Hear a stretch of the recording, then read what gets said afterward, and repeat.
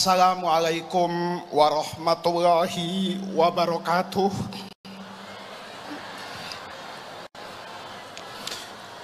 Bismillahirrahmanirrahim.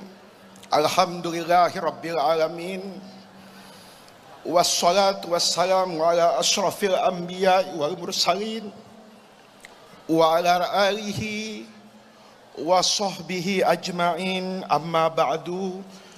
Bapak Ibu yang saya muliakan, ini adalah panggung pentas yang paling berat di mana saya harus menyampaikan permintaan dari banyak alumni. Dulu waktu saya masih kecil, saya dengan kakak saya itu sering diajak oleh ayah kami Kiai Syukron ke pesantren-pesantren besar. Saya dulu dengan kakak saya masih usia 4-5 tahun itu selalu diajak sama Kiai Syukron ke Lirboyo, masih bertemu dengan Kiai Mahrus, ke Krapia bertemu dengan Kiai Maksum, ke Asem Bagus bertemu dengan Kiai As'ad. Ayah saya itu mengajarkan sesuatu yang sederhana. Cium tangan Kiai, duduk di hadapannya, perhatikan mukanya. Kalau Kiai mau meludahi mulutmu, buka mulutmu. Dulu saya dengan kakak saya, waktu masih kecil, itu bukan sesuatu yang mudah untuk kami terima yang besar di kota besar. Saya tidak pernah tahu ajaran sederhana ya saya itu memiliki makna yang dalam. Bertemu dengan kiai besar pemangku pesantren, berjabat tangan, menatap mata. Bahkan ada bagian tubuh dari beliau-beliau yang terhormat itu masuk ke dalam tubuh kami. Itu dari saya pahami dulu hanya sebatas tradisi belaka. Hingga saya besar, saya duduk di kaki seorang alim besar, Profesor Dr. Ali Jum'ah. Di masa beliau belum menjadi mufti agung Mesir. Saya masih ingat betul di musim dingin di Kairo, sekitar tahun 99 atau tahun 2000.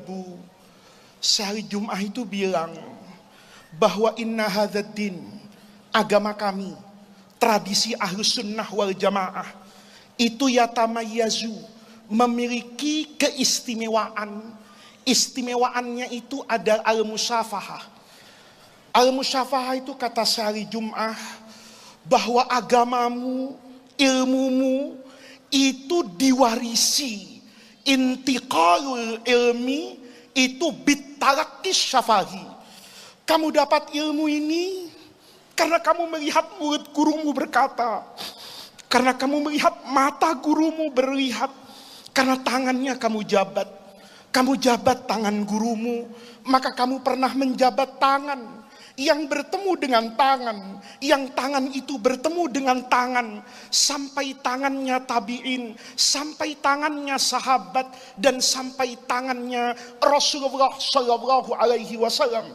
Kalau kamu menatap orang alim, duduk di hadapannya mengaji, maka kamu pernah melihat mata, yang mata itu bertemu dengan mata, yang mata itu bertemu dengan mata, bersambung, bertemu dan melihat mata sahabat melihat mata Rasulullah Sallallahu Alaihi Wasallam, dan tentu mata Rasulullah pernah melihat dan bertemu yang mala ainun ra'at, wala udhunun sami'at, wala khatara fi qalbil bashar.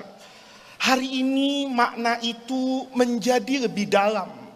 Saat saya melihat Mas Kiai Sa'dullah Abdul Alim, saat saya melihat Mas Kiai Husnan Bey, dua sumber ilmu di mana ayahanda Kiai Haji Syukron Ma'mun pernah mendapatkan pembinaan dari guru-gurunya.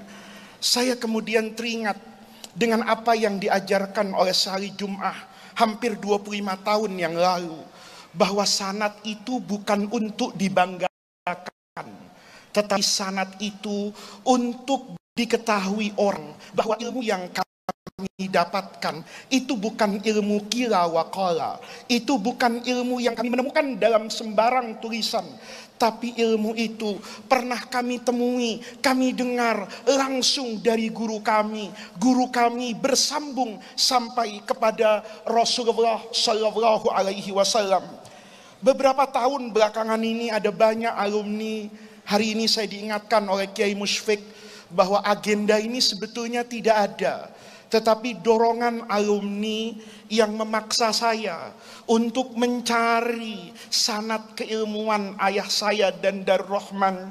Maka saya mengumpulkan dari banyak tulisan betapa Sidogiri dan Gontor itu sanad keilmuannya bertemu kepada Kiai Mahfud Termas.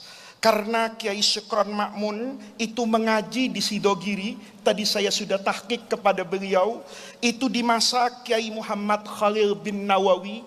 Kemudian beliau juga berguru di Gontor dengan Kiai Ahmad Zarkasi dan Kiai Ahmad Sahal. Yang keduanya ini dari Kiai Mansur Josari, jalur Gontor. Kiai Khalil kemudian bertemu dengan gurunya, ini tentu masih keluarga beliau, Kiai Abdul Jalil Fadil. Kemudian naik ke Kiai Nawawi bin Nur Hasan. Sanad Gontor dan sanad Sidogiri itu akan bertemu di Syekh Muhammad Mahfud bin Abdullah bin Abdul Hanan di Termas.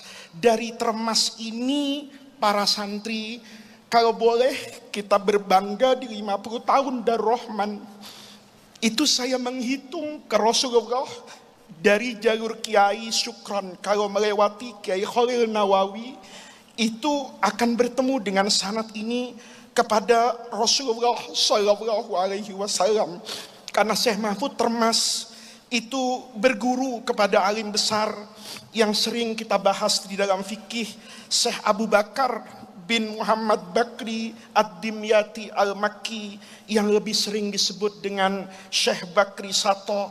Naik ke atas kepada Syekh Ahmad Zaini bin Dahlan, naik ke atas kepada Syekh Utsman bin Hasan Ad-Dimyati, naik ke atas kepada Syekhul Azhar yang terkenal pada masanya Abdullah bin Hijazi Asy-Syarqawi, naik ke atas kepada Syekh Muhammad bin Salim Al-Hifni, kemudian Syekh Ahmad Al-Harifi, kemudian Syekh Ahmad Al-Basbisi, kemudian Syekh Ali bin Ibrahim Al-Halabi, naik ke atas bertemu dengan Syekh Sultan bin Ahmad Al-Mizahi, kemudian Syekh Ali Az-Zayyadi, kemudian Syekh Muhammad Al-Qasari, naik ke atas bertemu dengan Syuyukhus Syafi'iyah pada masanya Imam Ahmad bin Hajar Al-Haytami, kemudian Imam Samsuddin Ar-Ramli, kemudian Imam Syihabuddin Ar-Ramli dan Al-Khatib Asy-Syarbini, naik ke atas kepada Syekhul Islam Zakaria Al-Ansari, kemudian kepada Imam Jalaluddin Al-Mahalli,